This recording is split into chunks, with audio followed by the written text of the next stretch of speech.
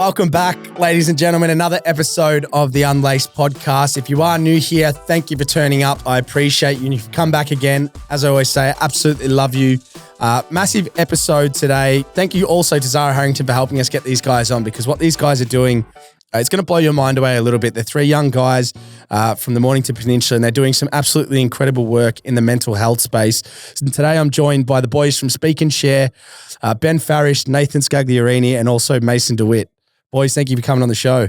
Thanks, mate. Big fan of the show, so it's good to be here. Yeah, first time in the studio as well, might I add, to all the listeners. So beautiful space. Hey, that's unreal. Really this is great. Yeah, excited to talk about what you guys have gone on to do, and more broadly, just get to know you guys a little bit more. But for those that don't know, the three boys I'm with today have created Speak and Share, which is a not-for-profit mental health organisation, which I was kind of like, it's incredibly cool. But I usually attest that to people that are a bit older and maybe have gone through some things, but to see it in like three young guys is like very powerful, very admirable.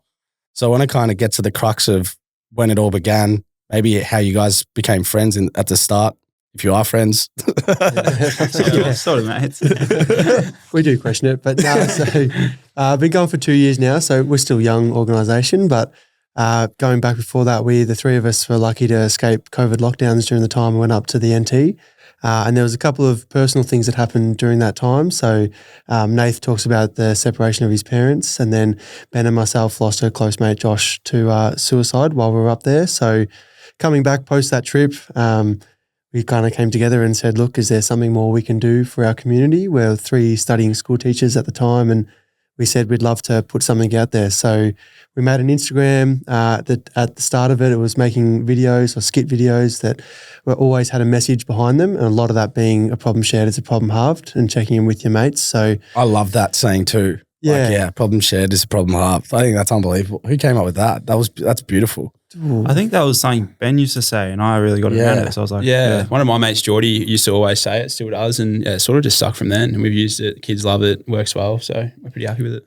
So this Darwin trip, so it's actually quite recent, really, when you think about it, because lockdown was only, 2-3 years ago? Yeah. So you guys have managed to make such significant growth and impact in like such a short space of time. Yeah, probably 3 years ago, we were in Darwin having the time of our lives. And as May said, like a few things happened, but we came back from that trip like so inspired. And, we went through our own struggles, and being school teachers at the time, we said to ourselves, we could see our friends were struggling and our community was struggling. We said, like, let's try and make a difference.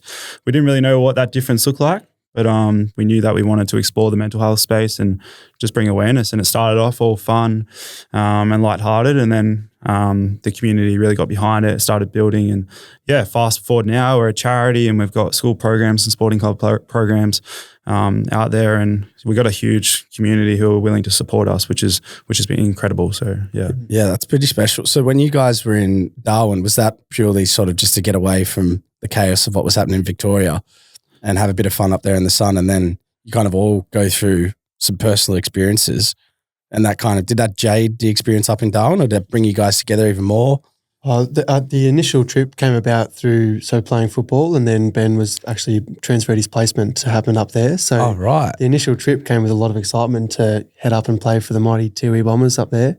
Beautiful. Yeah, which was great. And then it was actually towards the back end of the trip when we received the news about Josh. So it did probably cut it short a couple of weeks. We did want to come home to friends and family. But Nath probably speaks of how it was at the start of the trip. Yeah, so we had to do like quarantine at that stage. So we were in isolation for 14 days together. And I got a call from mum on like the second day of our quarantine saying that parents were going to split up. And it was a really tough time. And as May said, we were up there to have a lot of fun. So I tried to like ignore those feelings for quite a long time. And, we all wanted to have fun. And eventually I sort of had to come home and deal with those challenges. But it was definitely a tough time, but sort of tried to hide as much of it as possible. Yeah, I bet. I feel like, especially when you're younger, I don't know if this is normal in everyone, but I remember like when I was in primary school, I used to think like if your parents split up, you'd like failed. I used to have this like genuine opinion. I'm still like kind of think that way now. So I can see like even if I was older, even though now I'm like, I guess now I'm older, I sort of understand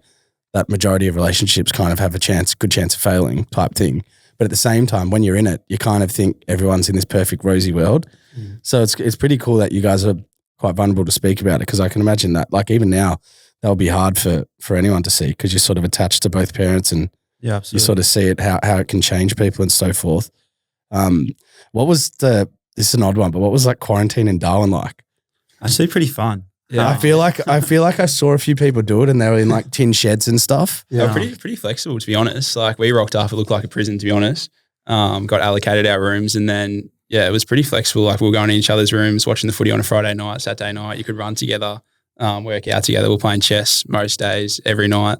It was actually a lot more fun than I initially thought it would be. Oh, really? So how long were you up there for? Well, it was about 4 months. Yeah. Well, yeah, 4 months. And the Yeah. quarantine stint is 2 weeks. Yeah. Okay. Yeah. So was the actual concept around speak and share, was that when you came back to Melbourne as a collective to like, because it's quite broad what you're doing right now in regards to, I know it's across mental health, but you're touching a lot of sort of different industries and so forth that are impacting from kids to adults and so forth. Like how like where did you start in to kind of get to this point? Because I imagine you didn't just go home run straight away. Yeah, it was probably when we got home from Darwin, probably a couple of months later after we landed back in Melbourne. We're obviously all struggling with our own issues. And then we come together and said, let's try and get into the mental health space. And then since then, we've been very much guided by the community. We've been lucky enough to be a few people that we've met along the way have sort of guided us in regards to what we should focus on. And obviously being school teachers, the school program is the main focus. And then we're into our sports. So we run a movement club as well over summer. And then the workplace program, I think we just see through our Instagram community that a lot of people are struggling with mental health, especially after COVID. So the school program is the main one. And then we do the workplace program and then the community events as well. So trying to tap into all those different networks. How old are you guys actually? 24, turning 25 this year. So Same? All of us. Same? Yeah, so- I'm 28. 28. 30. Get on, But yeah, look young, dude. I'm 30. Young. I'm actually 30. No joke. Yeah, but that's impressive though. Like, so you guys have been on this journey since you were like, what, 22 pretty much. Started at 22. Yeah, That's for pretty, sure. that's pretty awesome. Did you find through, because I'm obviously a bit more detached to primary schools or the education system now as such, but did you find there was like a gap there for helping kids comprehend like, you know, difficulties in their own life and helping them sort of get through it? Or is that something we've got, I guess, facilitators for now to help them? Because I feel like back when I was in primary school, I think you just go to the principal's office and try to have a yarn with him who's probably got no idea what's going on. So Yeah, I mean, there's so many awesome organizations like doing similar work. But we said, like being 3 young males, we sort of thought about our experiences when we went through school and we felt like it was sort of missed for us. And, you know, we said, let's create a program that's really normalizes the conversation, is a bit of fun. Like we have plenty of games and activities in there and we just want us to start facilitating the conversation. So our program is quite simple, we believe, but it's like very effective. So just providing that opportunity for people to start speaking and sharing is what we wanted to create. the one thing you guys talk about, and I've been mentioned on this podcast a few times, but it's like to challenge a stigma around the conversation of like mental health. What do you, can maybe go around to each of you and start with you first, Ben, but like what do you guys mean by that, challenging the stigma? Well, I think typically with males, it's a topic that's not really spoken about stereotypically. We're all a part of footy clubs, and probably back 20 or even 10 years ago, mental health just purely wasn't talked about in footy clubs and sporting clubs. And it's just realising that it's okay to sort of talk about these topics and realising that the guy next to me is probably going through something similar and getting those conversations started. And once you do provide an environment where people do feel comfortable, they'll often buy into the session. And once one person does, the next bloke next to him probably will as well. So it's just providing that space where people can open up and have these tougher conversations. Yeah, and I guess with the term like mental health, we want to try and normalise that mental health doesn't mean you have to have like mental illness. Mental health you can have great mental health, or you can be struggling with your mental health, but it's just a topic that we can start talking about for Do sure. you reckon there's a misconception with that? Because I find that people put mental health in a bucket of someone doing bad. Yeah, And for sure. I think I said it recently, and I'm not going to quote her again, but Jackie Lauder, of course, she like what she sort of explained to me, and this really opened my brain up to why I've been quite passionate about this space, is because like a lot of people train their physical health, but not their mental health, and your brain's probably more powerful than anything because it controls your body. Yeah. So it's like it should be being conditioned and trained when you're feeling good.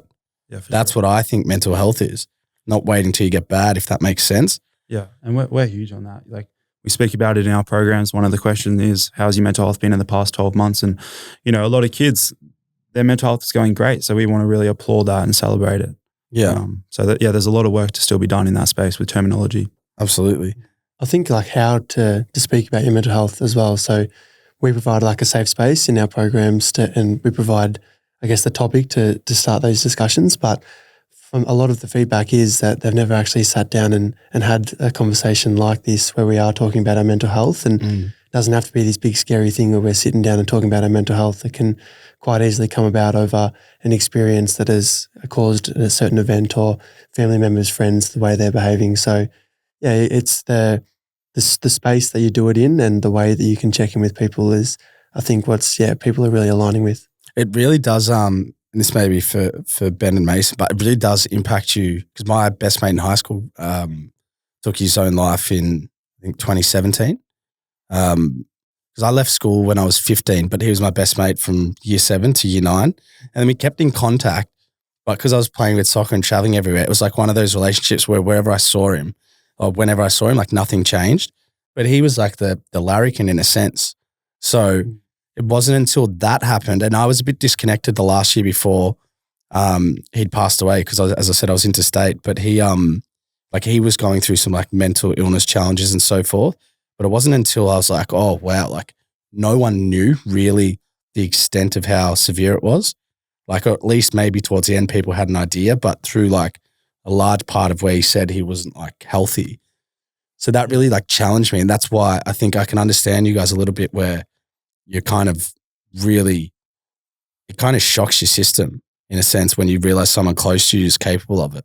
And you have kind of not much clue of what's going on. 100%. Well, Josh sounds like he's a pretty similar individual to your mate. Like he'd always be like the I don't know what the word is, but like he'd walk into the room and everyone would be listening to him. He'd be telling all the gags, like really great guy, great at sport, good looking fella as well. And we thought he had no issues, like had no idea. And then 10 months before we flew up to Darwin, he had an episode on the Frankston train line where he tried to take his life, and I was lucky enough to intervene him and stop him from doing so. And that was probably his cry for help. And then the day before we left for Darwin, gave him a big card promising him that I'd be back to see him. And unfortunately that day was never to come.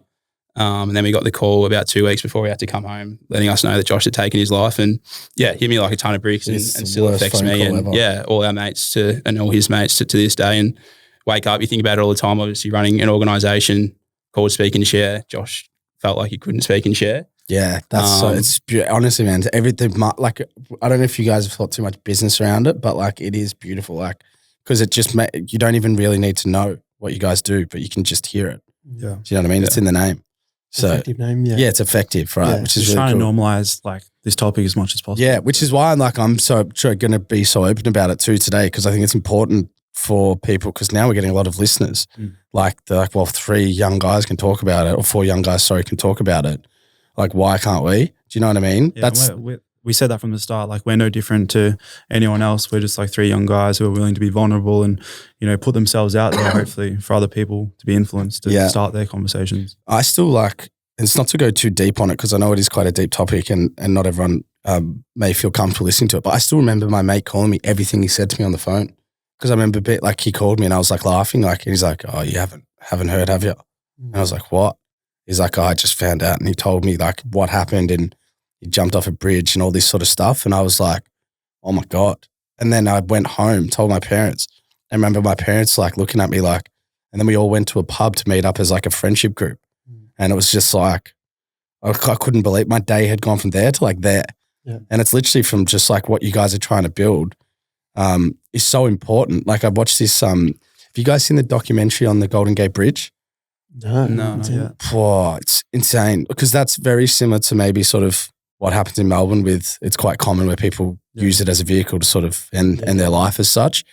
But what I found really interesting, and this is why I think what you guys do is so powerful, I think there's been like 1,800 people since 1937 to like 2012 or whatever that jumped. Now I think they've tried to put things in place where they can't, for example, but within that time frame, I'm sure there's more, but I was doing research on it just to make sure. 29 people jumped and survived, and all 29 have said when they jumped, they regretted their decision. Oh, wow. How crazy is that? That's why what you guys do is so important, because there is an out. Yep. Like when they got an out, they're like, oh, I don't want to do that. Yeah. And it's so unfortunate, like you hear of it, that it's a split second decision that they make. And obviously like it comes on the back of something as well. So That's been pretty incredible stat. I know, man. It's because like some people either like slipped and caught themselves, or some people jumped and there was like ripples in the water. There's a famous story of a guy with a sea lion. He was like, his body was kind of shot, but like a sea lion held him up and waited for, like, swam with him for, there's like a documentary on this specific guy. It's unbelievable. It is really hard. Well, you think of like Josh's funeral, like there was probably 1,200 there, 1,100 people. And if there was 1,100 people where Josh was trying to take his life, there's no way he would have done it. But that's the thing. People get really negative thoughts and they feel like they can't sort of get out of it. So we're just trying to get these conversations started and realize that it is okay to struggle, whether it's a bad week, a bad month, or a bad year. Like, you'll get through it if you talk about it. Do you find that when you go into sort of these school or sporting programs, it's much easier to open up the door to this conversation now than maybe it was sort of 5-10 years ago?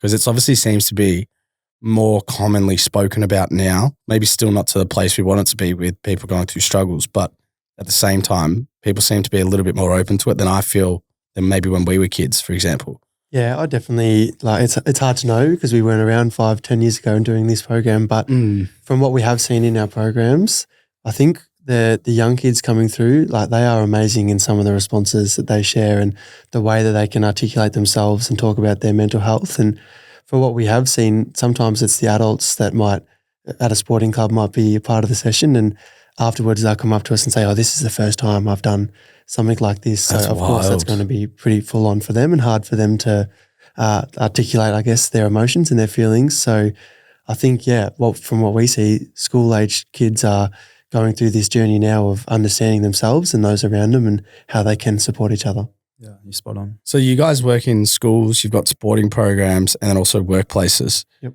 So maybe I'll go from workplaces first because like it's maybe a bit more relevant to my age bracket and potentially some of my listeners. But like, what are sort of the strategies you guys are implementing there to, like, how does your organization impact a workplace as such, if that makes sense? Yeah, so we're big on starting the conversation, so providing them an environment. So I guess our main activity is encouraging participants to sit down in groups of 3 and they work through a list of questions. So those questions there's an icebreaker question on there just to get people comfortable, and then it works through like, how's your mental health been in the past 12 months? What are some challenges you're facing at the moment? And then things like, what are you most proud of? So a range of different questions. And then really it's just people can choose how much they care to share. So we say like vulnerability is optional, not forced. So it's completely up to you on what you want to share. But it's really just providing these people an opportunity to sit down and start practicing speaking. So yeah, you might see someone really unload a lot of their emotions, but someone might, really struggle, but they might take the first step to get some stuff off their chest, which can be just as powerful. So yeah, definitely. Is it like, so you're going in there to like help the individuals versus like help sort of a holistic culture across a workplace and making it more open as a workplace culture to be like, hey guys, I'm not feeling good today, like I can't work? Yeah. Or are you guys going in there to like help individuals with their own life outside of the workplace? Is it? Well, definitely a combination of both, I would say. Okay. They both would definitely affect each other, but a big part of it we say is like a session like this where you feel comfortable and you can open up to your staff and your employees. It's going to go a long way to creating a positive and inclusive work culture to be a part of. Right. So. Have you guys had like good feedback around that, like workplaces? Like, yeah, the feedback's been great. Bit of selling here for those out there, but like be curious to know like sort of the ripple effect that's had on. It's just a different conversation. Like when you work 9 to 5, like you often don't get a time to sit aside and sit with you, for instance, Jake, and talk about how you've actually been going. Like, what are you most proud of? And the people that we have presented to, they bloody loved it. They often take the menus that we give them and they take them home to the families and continue those conversations. So it's pretty special. Yeah. Do you find when people get, like I found when I had like my first ever conversation I had with a therapist, like just unloaded my life on it because it was like, well, this is the first conversation I've ever had. I had to go home and have a sleep. Yeah. I was exhausted. Yeah. Do you find like people, like even if they're not speaking it, just like consuming a lot of this information is actually quite taxing because it's so powerful in a sense, like it's so like deep that, and we obviously as humans are quite good at suppressing a lot of, the darkness as such. So when it's sort of coming out and you're around it, it's actually quite consuming, quite fixating a bit. Yeah, like certainly in one way, but I feel like a lot of the conversations, people are very happy to listen and support those people. And a lot of people are just happy to start their conversation and get a little bit off their chest. So if you think about, you go to work every day and how many times you say like, hey, you going to your mate? And then he will say, good. but we're coming in and hopefully starting that conversation. So I might walk in and say, hey, Benny, like, how are you going? And now Ben can actually tell me how he's truly going. So that's what we're really big on, building this culture around that. Right. And then sporting programs, is this like junior level, youth level? Like, do you guys have ambitions to work with professionals, or are you guys already doing that? Like, Yeah, so for the sporting club program, it's 14 years old and older. So junior clubs and then senior clubs as well. Has a really great impact with senior clubs, particularly blokes like over 30, as we said before, don't usually talk about what they're going through. And some of the sporting clubs that we've been to, the results have been, incredible, to be honest. Like, we've saved a couple of lives that we've known about in 2 years, which has been insane. The first program that Nathan and I went to, some of the feedback that we got from that was, incredible. Someone, that was seriously struggling, considered taking their life, didn't, and it was due to our session, they opened up and got professional help. So to receive feedback like that's bloody awesome, and it definitely keeps you motivated to keep going. have you guys had like, and I'm not saying you can share every story and with every detail, but I presume the work you guys are doing, you get some insights on some pretty crazy shit in regards to where people are at, and then the shift of where they're now at after engaging with you guys. Yeah, that's definitely, and that is one of the questions, like what experience have you grown from the most? And so we hear some incredible stories, and whether that be some unfortunate stories that have happened to people and some of the things they've had to go through. At the same time, it can be a positive as well. When we talk about our mental health, we don't have to talk about all the bad things that we've been through. We want to celebrate each other's success and achievements as well. So yeah, we definitely hear some incredible stories and the things that people have been through. What about like for people that are doing well and they're still maybe not on the topic of mental health? Like, how do you sort of coach them to sort of get better in a sense? If they're sort of like, I kind of feel like I'm doing okay, but I maybe want to utilize this to maximize myself, or make sure I don't go down a path where I'm not doing so well. Like, what are sort of some of the preventative actions that you guys would sort of share around that? I think every situation is unique, so there's no one size fits all for each individual. But the first one that we always like to encourage is to be open with your mates and to those around you. So whether that's your sister or your brother or your cousin or friends from school, sporting clubs, be open with these people that you feel like you can turn to. But there is also a lot of amazing services out there, whether that be psychologists or online support systems as well, that you can contact these places, and it can be for advice. So you don't have to say what you're going through. You might just ask for advice on how you might tackle your situation or somebody else's situation around you. So, yeah. I think just continuing to speak about, how you're feeling.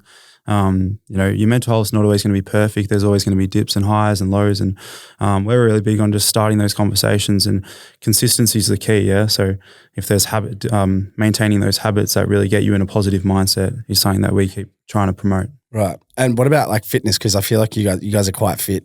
Are you guys competitive with each other? I feel like I can feel tension in the room here.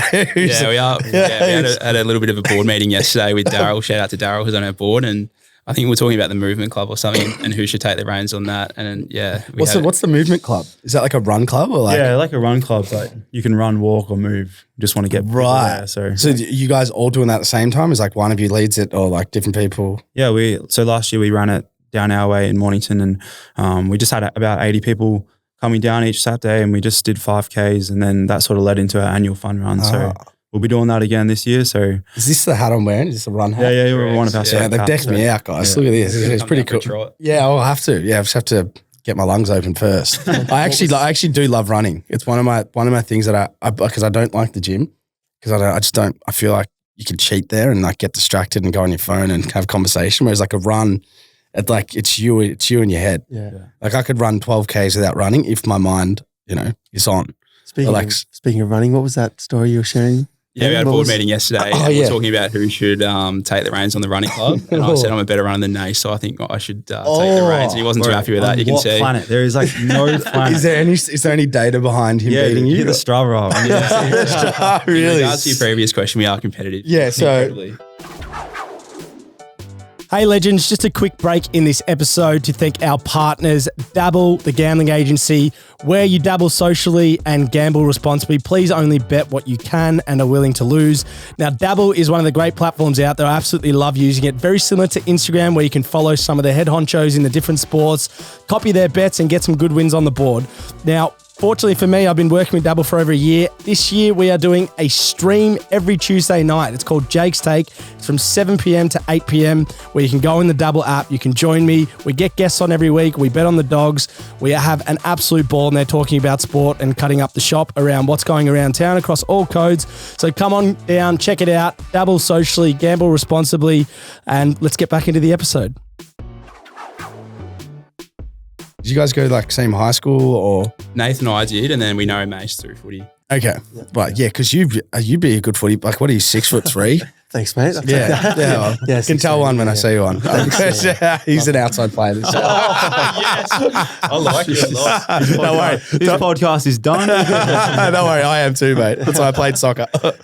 Yeah, we can He's tell. actually really tough inside. Are you So, really? Yeah. Yeah. That would have hurt then. He would have saved himself. Staring straight. No. So what are you like, rock row, like in and under? Back Do you guys still play?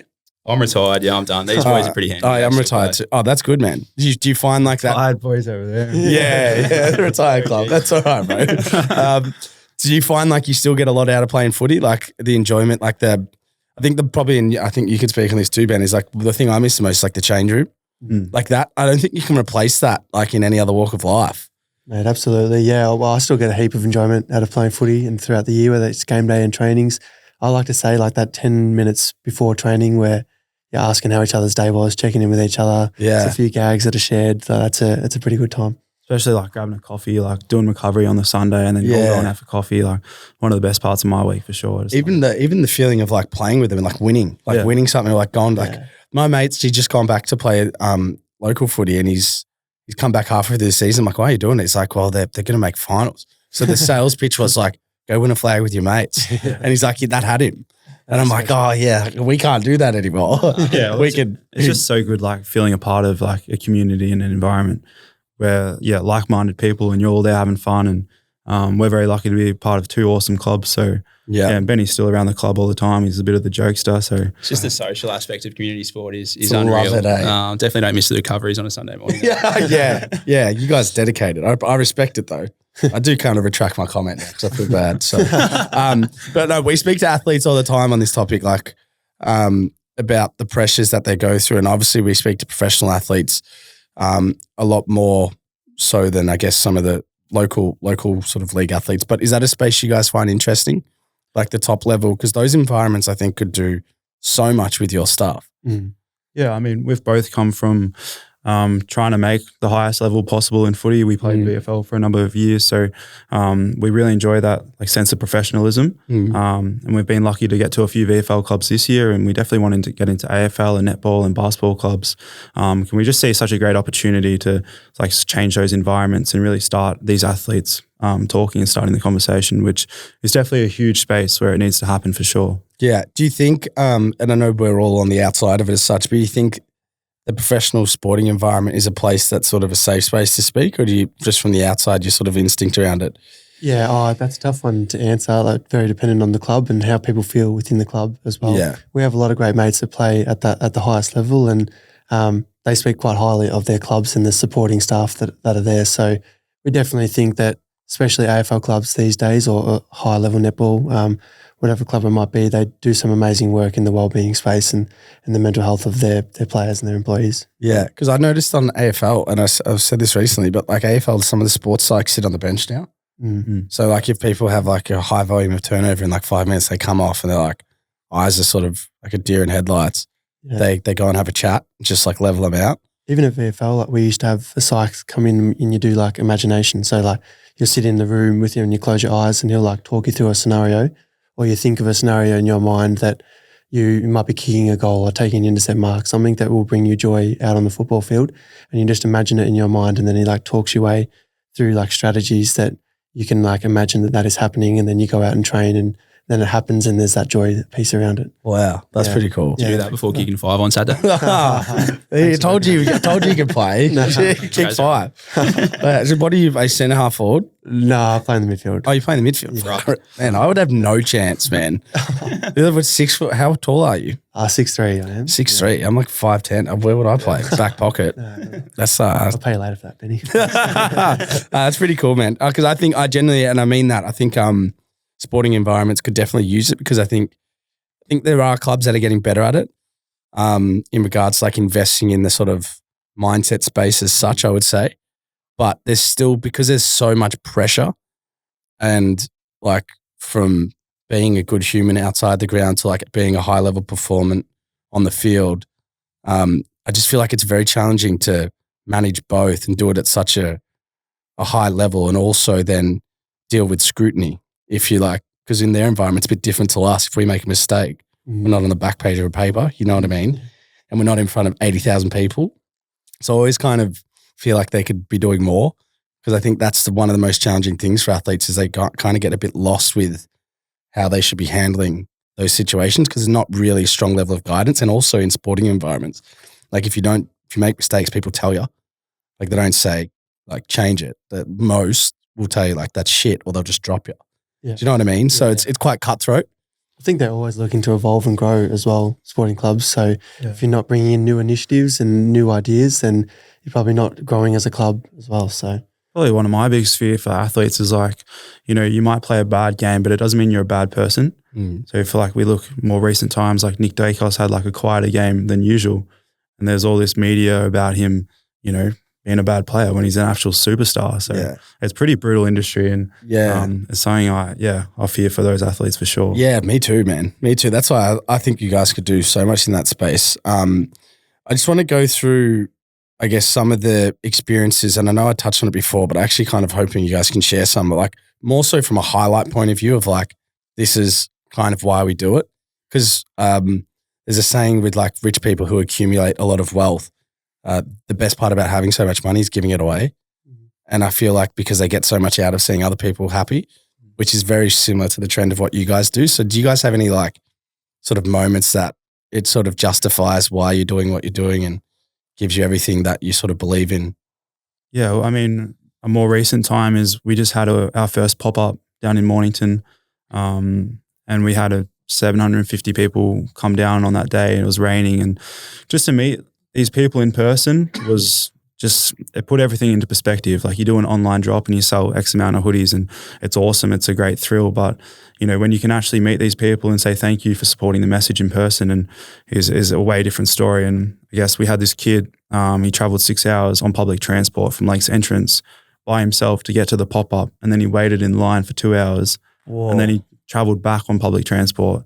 And just to be able to say like, thank you so much for like, helping us and spreading our message is truly incredible. Like to see those faces and those smiles is a way different story.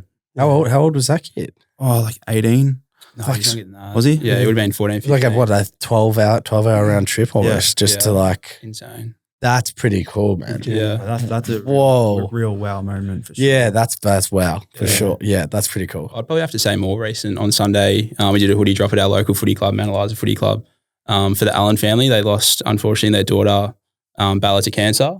I think she was diagnosed when she was 2 until she was 9, passed away at 9 years old. And it really rocked their family, obviously. And we were lucky enough to do a hoodie drop dedicated to Bella on the weekend. Her favourite animal was a butterfly, so we had a hoodie with a butterfly on the back. And to give back to their family was really special. The whole junior club, which I think is the biggest junior club in the country, got behind it. A sea of yellow through the footy club was really special. That's the other aspect. And it's obviously not always necessarily tied to an individual, or I know we talked about suicide before, but like it can also be, you can have a lot of challenge from people you love, like going through tough times and the ripple effect that can have on you. So I imagine that's also a space that's really relevant for you guys. It's not always, you could be going really well, but someone around you might not be, and that can actually hurt you as well. Absolutely. Yeah. I think like mine's not so much a specific moment, but I just love hearing how mates are so happy to support each other now, whether that be they've gone through a speak and share session, or they're just quite happy to wear the merchandise, and on the back of that, it comes a conversation. We hear a lot of different messages about people saying, thanks so much, I did your session, I feel so much more comfortable to open up with those around me, or I feel like I need to be there for my mates now. So hearing those messages, and that's probably our why we do it, and the amazing support that, they provide us, but we happily provide back to them. Can I go like a bit behind the scenes here, just like the combination of like you Q3 and how you guys work, of like how you formulated some of the ideas of what you deliver to like these sports places? Because that stuff interests me too. It's not just the front end. It's like, what are you guys doing in the back end? Because you guys are kind of, I'm not going to say you're learning off the cuff, because you guys have been doing it for 2 years. But at the same time, you kind of are, right? From when you started, you weren't experts, but every experience you have, you're growing in knowledge and intelligence. Yeah. So where did you guys start to come up with some of these cool ideas that you have to impact the groups you work with? In terms of the program, like development, it's just off past experiences and like what we've seen has worked at schools.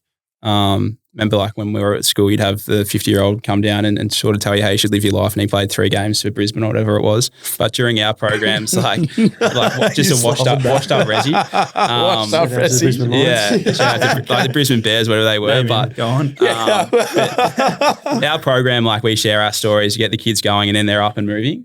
So it's probably just what we've seen worked with kids and what didn't work, and we just formed it off the back of that. And in terms of like the back end of the business, for the first probably 12 months, we were all going to the same meetings, working on top of each other. And now they've got a board, they've sort of delegated us different roles. So we're definitely spread out and sort of got our own things that we need to work through. How did the board process come about? Because that's pretty exciting. That kind of solidifies that you guys are onto something, and also people want to help you of like quite a handy skill set to have around you as well. Yeah, well, being a charity, you have to have a board there to direct the business as well. But we were introduced to Beck, Ricky and Daryl in the very early stages of starting Speak and Share. And they're very, they're professionals in their fields. So they've been doing this for quite some time. And really, they're just 3 people who really wanted to support us and believed in our message. They could see how dedicated and passionate we were. And they really just said to each other, like, if we can help guide these fellas in the direction that they want to go, then they really wanted to do that. And we would not be sitting here without their support. Like, really? They're just the amount of hours they've put into Speak and Share, and all voluntary based, is just absolutely incredible. And we owe it all to them, really. Yeah, that's what I was going to say, that Speak and Share is so much bigger than just the 3 of us. There's so many people in the background, whether it be our 3 board members, or even for our fun run, we had something like 80 volunteers come down and help us out on the day. So we do draw on a lot of people, but as Nath said, there's so many people out there that are just happy to help, because it's all going back into our community and helping everybody out. So it's pretty special. What would be some of the conversations, if you don't mind sharing, of like what you would have with your board of directors? Is it based around like, hey, we've got like this idea for an event, like we want your expertise around it? Or is it like literally across every little detail of the business, they're having sort of advisory around what you guys are thinking and what you guys want to do? Yeah, it's pretty structured, to be honest. Like, you go through the finances, go through ideas, merchandise, like you cover pretty much everything we're doing. Yeah. Then in terms of events, if we have an idea, we'll pose it to them, see what they think. If we want to spend X amount on a laptop, like we'll ask them what do they think in terms of like what are we getting back on that. They're pretty full on, but we've learned so much from those meetings. It definitely helped us stay on track for sure. The meeting yesterday as well was who's quicker across a half marathon between these two. It's not all serious. Yeah. Nathan thinks he's got you all. It's a whole nother podcast. Yeah. Oh, man, we can open it up. I mean, I like competition, so competition's healthy. But how long have you got? Who's the sponsor? Dabble. Yeah, put your bets on. There you go. Yeah, get on Dabble. Open up a market. Yeah. I think as Benny said though, like we cover a range of different areas. So those Beck, Ricky and Daryl probably all cover individual areas themselves. So Daryl is amazing on the business side and helping us out with that and what a charity looks like and the regulations around that. And then Rick and Beck both have so many contacts that they open up for us and support us with all our community events and programs. And all 3 of them are across a range of different areas. Have you guys, sorry, go. I was just saying, there's just like having 3 awesome mentors who can support you. Yeah, it must be so important. Like, I think I sort of, even me to a little extent, I kind of haven't valued mentorship enough, but a lot of people that have it and have it right, I swear by it, if that makes sense. So it's pretty cool when you find the right ones. Absolutely. I can imagine. We're always just learning. Like you said before, you guys are learning on the spot. Like we really are. We have no business experience. We're 3 teachers. We're, very young and naive. So any person we meet, we always walk away learning one thing from them. So That's really cool. Have you guys figured out now how to work with each other and maybe your own skill sets? Like as such, we've been doing some PDs. We did like a disc analysis with this guy who really opened our eyes to how each other work and what sort of ticks one another. So it's definitely something we needed to do. As Ben said, we worked on top of each other for a long time, where we were, probably wasting a bit of our time. But this disc analysis really highlighted, what Ben's strengths are and my strengths and Mace's. So we feel like we're moving forward in the right direction. I'm big on your fashion. The guys, I told you guys to come in with swag today, with some serious heat. And obviously the speak and share gear, like the sort of branding around it's incredible, but the designs that you guys have on your clothing and stuff, is that something is that flying off the shelf? Like, are people loving that? Because when I saw it, even Braden, our producer, said that was like one of the first things he said around you guys, like they make some dope clothing. Yeah, I mean, it's just been a catalyst for people to spread our message. So, wearing a hoodie is like wearing a billboard and walking around the town, starting a few conversations. So we're big on our merchandise. We want as many people wearing it and spreading the message. So we try to make it look good. You don't want to wear anything that doesn't look good. So agree. Absolutely. So are you guys working with designers? Are you guys collaborating with people? Like what's the sort of, you guys are coming up with a variety of cool clothing? Yeah, I guess there is a variety of them. So we do have like graphic designers and other organisations and companies that help us out. But I never say it himself, but Nath is quite talented in that area as well. Yeah, he's got swagger. And, the things that he produces. So yeah, so I just rolled out of bed. I reckon I look that. I don't know if we can get it all on the camera, but I mean, I was pretty impressed. I was pretty impressed. Yeah, because we get some people that come in and they're like they dress up. You guys have kind of like this is like you can just tell this is how you normally dress. Does that make sense? Yeah. We definitely didn't try to dress to impress. No, I do appreciate you guys bringing in the cap as well. So where can people go and get your merch? And obviously, like just because I know you guys give a lot of the proceeds like straight away to sort of, is there like a specific place you guys give all the proceeds of the clothing? Well, being a charity ourselves, it helps us spread our message further. Yeah. But for instance, when we do a hoodie drop, and we might collaborate with someone, we'll ask them what's a charity that they would like to support as well. So we feel like, paying it forward approach, being a charity, we can help other charities as well. So that's just one of the approaches we've taken. But yeah, charity selling merchandise helps us spread our message. It helps fund our programs. And we're just trying to build on that. So what sort of, go ahead. I was just going to say, and where you can get it, we advertise everything through social media. So whether that be on Instagram, Facebook, and then we sell it all through our website. Yeah, you guys have got a big following on IG. Like, are you guys doing stuff on TikTok and YouTube, or is it mainly IG sort of the front end of your social media, I guess? Yeah, Insta's the main community that we're trying to build. Yeah. TikTok's a bit of a game. Can't work that one out. Yeah, TikTok, I don't know. I mean, it's fun. I love TikTok's the Wild Wild West. I love it. But I don't know for you guys. I mean, I'm sure you guys could do heaps of cool stuff on it. It's what TikTok is cool for though, is like off one post, you can maybe get like 50,000 followers, 100,000 followers. Yeah. Like TikTok has that algorithm at the moment where you can get hyper growth. Yeah. We started a TikTok and we just uploaded like one of our old videos, and we didn't look at the app for like 3 days, and we came back and the video had like 700,000 views. And then like I was like, shit, we can like really grow from here. And I just put like heaps of work in, and the views just went straight down. So, oh, really? Yeah. The less you try. Yeah. That's it. That's so true. Just the algorithms, like it's so hard to pick what your niche is. I think once you find your niche, you can master it, but we're still yet to master it. Yeah. Tradie videos are our niche, but we're not tradies at all. Oh, yeah. Yeah. People love them. Yeah. Some of them are great, man. I'm not big on acting or like putting myself out there or dancing, and I feel like that flies as well. There's this guy I'm obsessed with. He shaves his head and he's called Crazy Man, and he speaks with his tongue. Have you seen that? Oh my God. I'll show you. Oh dude, he's funny. He's huge. Speaking of weird, I did get some nuggets from Benny before he came on. There's a few weird engagements that you guys have had over the years, and I'd love to open those up. Yep. A couple of weird meetings or things like that, which as a startup or a not-for-profit, I can imagine you run into some interesting. We've had a few bizarre. We're trying to think on the car on the way up what the top three were. Well, what do you reckon number one is? We just never say no to a meeting. So whoever it is, like I like that. We're real yes men. So do you find there's something beneficial in that though? Yeah, like, I think it's important to be a bit of like I've found being a bit of a yes man now. Things change. Even if it doesn't work out, there's still one thing that I grab away from it. 100%. Definitely develops you, I reckon. Like, even if you get nothing out of the meeting, you still learn like, oh, I should ask that question or shouldn't ask that. Yeah. Definitely helps you. There's something to it, man. I can't put my finger on it. Maybe you guys can because you guys have done it maybe a little bit more than me, but I'm finding significant benefits to even just my mindset. Yeah, like fear, develop confidence going to each meeting. And have you got one for strangers? Yeah, weird engagements One that Nathan and I had outside of this podcast. We were pitching to a potential sponsor on why they should get behind us, and we had the meeting in a little side office with two guys. One guy was about 6'5", and I'm taught this office is like a shoebox, like tiny. It'd be like 2 meters by probably 3 meters. Yeah. Friday afternoon, like during summer. Pre-season, I think Nath had a session on Saturday, whatever it may be.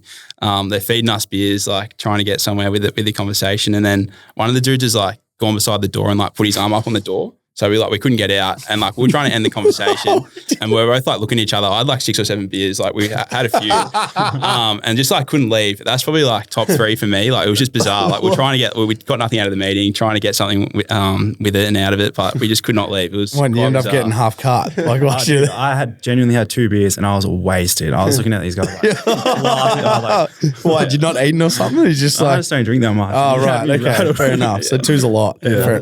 Another strange one was all 3 of us met with an elderly gentleman, great fella, and support Speak and Share.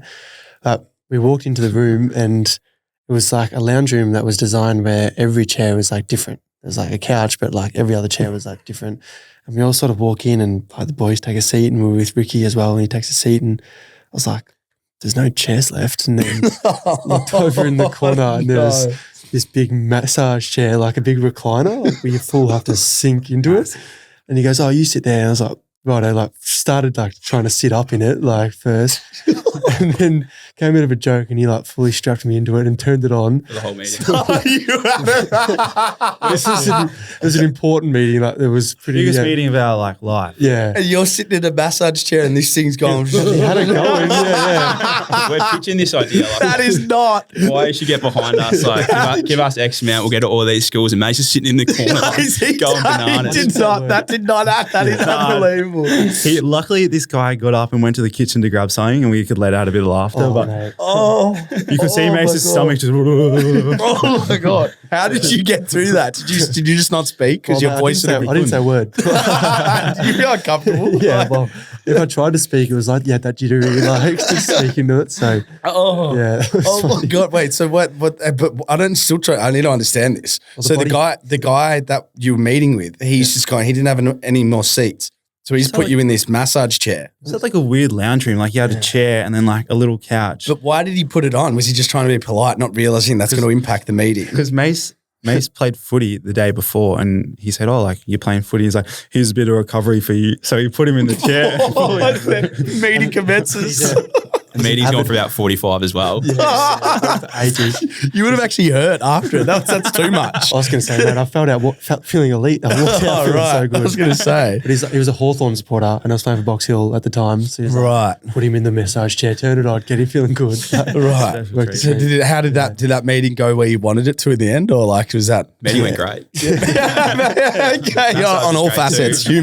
humor and business. Yeah, no, it's good meeting. Oh, that's up there. I've never heard something like that, Fran. That's pretty cool. Yeah, very funny. That's pretty cool. I just want to go to where you guys are looking at going now as an organization, because you've obviously hit a lot of target markets. You're doing really well, but I guess where do you guys see yourself in the future? What are some of the things that you guys are wanting to attain?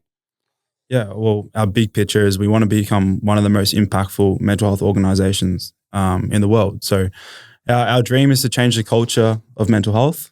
How that looks is delivering our program all across Australia and spreading our message as far as we can. So, yeah. Yeah, I think we just want people to continue to come along the journey with us. We're always pretty big that as I said before, Speak and Share is bigger than the 3 of us, and we want it to continue to be that way going forward. People are quite happy to wear the message, quite happy to spread what we're about, being a problem shared, it's problem halved, and checking with your mates. So continuing to grow that in however it looks. Yeah, we've definitely got a few ideas that we want to get going. I want to get a school bus and do like a bit of a school tour across the country, get the program going, make like a little documentary on mental health in the country. Children's books, got our own podcast that we're going to get going as well. So there's going to be heaps happening. That would be cool. I could see you guys documenting stuff. Would be really cool. Like, Yeah, get a half marathon in there, Benny. yeah. Behind the bus. That's Get me golden. Bus license. Bus license. I mean, yeah, it'd be humorous. That could be a character. Never done that before. Actually, I don't know. I don't know. But driving a bus feels like harder than it looks. Yeah. Yeah. So I see them go around a roundabout. I'm like, that doesn't look like that's how you should do it. Like he's just drove straight through it half the time.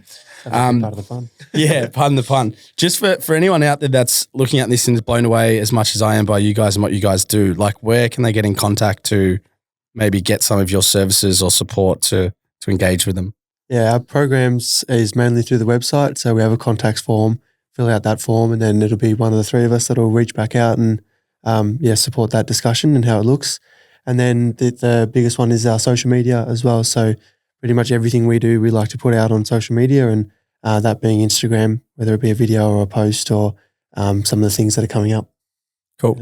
What about for just some of our listeners? I know we've spoken a lot about this topic over the past few weeks, and I appreciate you guys staying involved because I know a lot of you guys are interested in it, but just interested to get some of your expertise from what you guys have sort of been through, and also what you guys are giving back and some of the strategies, I guess, that people can take away from you guys to maybe implement in their own lives to get themselves some healthier thought processes, healthier actions. Yeah, probably my biggest learning is learning to be vulnerable. So when I went through my hard time, I was lucky enough to have two friends beside me who were asking me how I was going. And for a long time, it took me to build up the courage to then tell them how I actually was feeling. And when I did that, my life changed. Like I was able to get back on track with doing the things that I'd always loved doing, and I was able to get a lot of things off my chest. So yeah, a problem shared is a problem halved, but it takes you to share that problem to halve it. So do you think it's just like when we mentioned vulnerability, it's kind of as hard as it is to sort of initially have some of those discussions, it's literally just pushing yourself to have them? Yeah. Is that what it takes in your eyes, do you think, just to get there and then everything gets a little bit easier each time? Yeah, for sure. Like starting that conversation or getting that first thing off your chest is terrifying, but it definitely gets a lot easier. And as we said, like finding an environment where you feel comfortable doing so. So I remember we just went for a walk one day, and the boys didn't really have to ask me anything. They just had to listen to what I had to say. Yeah. And that was a catalyst for me improving my mental health. That's a pretty cool, it's actually a good point of view that you've just shared there, Nathan, but also for like the friends as well, that, because that's quite it's a bit of a pressure role for some people, and not everyone's prepared to deal with someone who may be going through a tough time, but you want to help them, but you don't really know how. But sometimes you're right. It's just not doing anything. It's just listening. Yeah. Just being a sounding board's huge. Like if I open up to Nathan and say that I'm struggling, he doesn't have to have the answers, but if he can be there for me, it means the world to the person that's struggling for sure. Yeah. Yeah. Conversations are so important, connection and so forth. What you guys are doing is, nothing short of amazing, and I hope that it keeps going. We do have a bit of a common theme question we ask on the podcast just to round it out, which is 3 traits we attest to people successful in business, sport, life, whatever it may be. And I think all are pretty important together, but one that resonates with you out of resilience, drive or ambition across your journey, which one would you sort of say has been a catalyst for why you're here now, I guess? I'd probably say drive. Drive. Yeah. Like we've worked our asses off for like 2.5 years. And if you wax, you don't get anywhere, I don't reckon. Like you put in the hard work and you'll eventually reap the rewards. For the first 6 months, we probably felt like we were going nowhere. And it took probably 12.5 months to shit, like we're actually getting somewhere. So I'd definitely say drive. You get out what you put in. Love that. What are you going to say?